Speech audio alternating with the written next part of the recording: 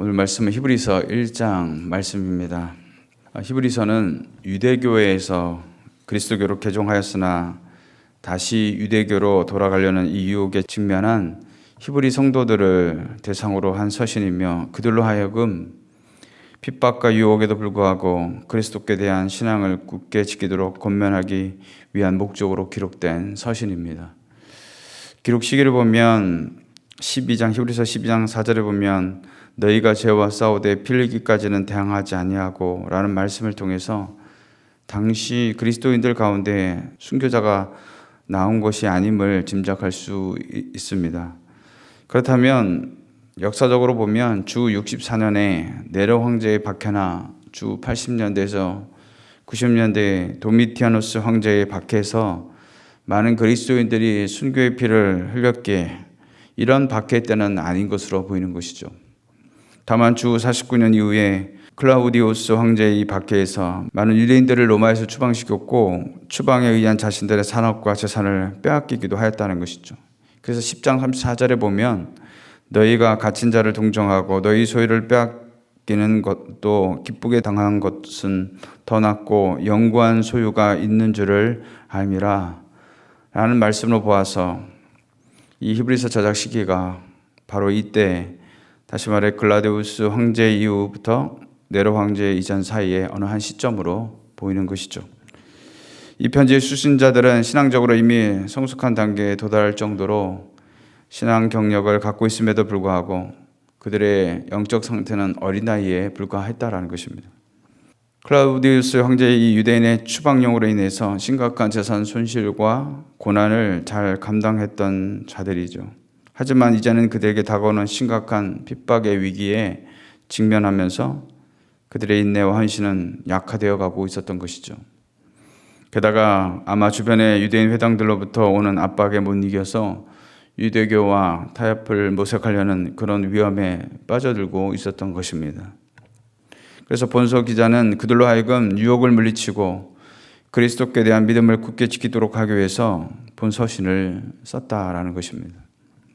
그 주요 내용은 예수 그리스도의 우월성 및 탁월성에 대해서 기록하고 있는 것이죠. 다시 말해 다른 방법으로는 구원이 없다라는 것입니다. 특히 구약 성경에 익숙한 유대인들을 염두에 두고서 많은 구약 성경의 이 구절들을 인용해서 구약과 신약을 연결하고 완성시키신 예수 그리스도의 그 신분과 사역을 설명하고 있다는 것이죠. 즉 예수 그리스도야말로 다른 모든 존재보다 탁월하다는 사실을 밝히면서 그를 믿는 성도들이 어떠한 신앙을 가지고 살아가야 할지를 제시하고 있는 것이죠.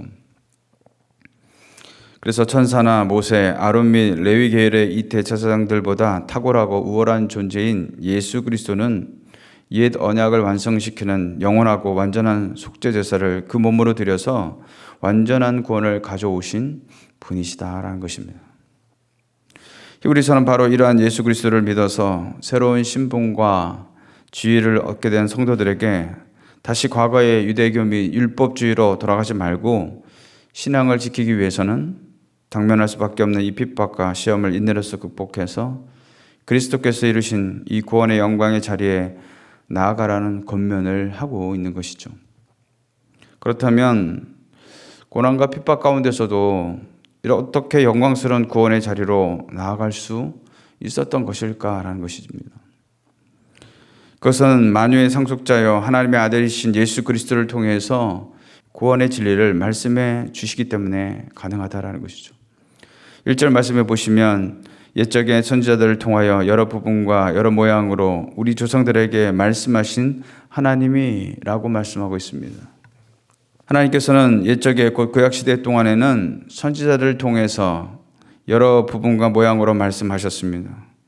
곧 마지막 날, 곧 신약시대에서는 예수 그리스도를 통해서 말씀하셨다라는 것이죠. 구약의 선지자들과 예수님 모두 하나님의 말씀의 전달자란 면에서는 같다고 할 수 있을 것입니다. 그러나 이 양자 사이에는 도저히 뛰어넘을 수 없는 극명한 차이점이 있다는 것이죠. 무슨 말이겠습니까? 구약시대 때 하나님께서 선지자를 불러서 그들을 통해 말씀해 주셨죠. 또 온갖 이적도 보여주셨습니다. 그들은 이스라엘을 사랑하시고 함께 하시는 하나님의 말씀을 전하는 하나님의 신적인 도구들이었습니다. 그리고 그들이 전한 말씀은 하나님의 아들이신 예수 그리스도께서 이 땅에 오심으로 성취되었던 것이죠. 희미하고 불분명한 선지자들의 예언이 예수 그리스도를 통해서 보다 분명하고 선명하게 드러난 것입니다. 실로 예수님이 모든 것이 하나님의 말씀인 것인 것이죠.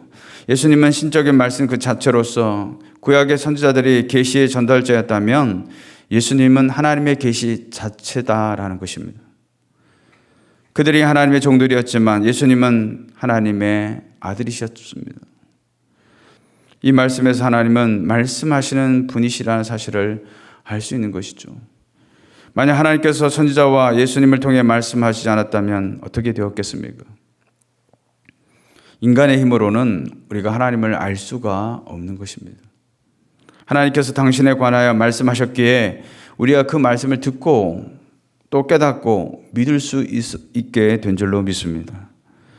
그러면 하나님께서 우리에게 어떻게 말씀하셨겠습니까? 본문에서 볼 수 있듯이 구약시대에는 선지자를 통해서 말씀하셨습니다. 그리고 신약시대에는 성자 하나님이신 예수께서 이 땅에 계실 때에 예수님을 통해 직접 말씀하신 것이죠. 즉 시대마다 주신 하나님의 말씀이 구약 성경으로 기록되었으며 가장 완벽하고 충분한 말씀인 예수님에 대한 모든 행적과 가르침이 신약 성경으로 기록되어서 우리 손에 들려져 있다라는 것이죠. 그러게 이제 하나님은 더 이상 어떤 새로운 계시의 말씀을 주시지는 않습니다. 오늘날 이단들이 무슨 계시를 받았다고 말하지만 성경의 66권 외에는 하나님이 더 이상 계시하지 않고 계신다는 것이죠. 따라서 지금은 그 말씀을 기록한 성경을 읽고 묵상하며 말씀을 들을 때에 성령의 조명을 통해서 우리에게 찔림도 주시고 깨닫게도 하시고 또 그 말씀을 듣고 회개하며 결단케 하시는 줄로 믿습니다. 사랑하는 성도 여러분, 그러게 우리에게 임한 은혜가 얼마나 큰 것인가 우리가 생각해 볼 수 있는 것이죠.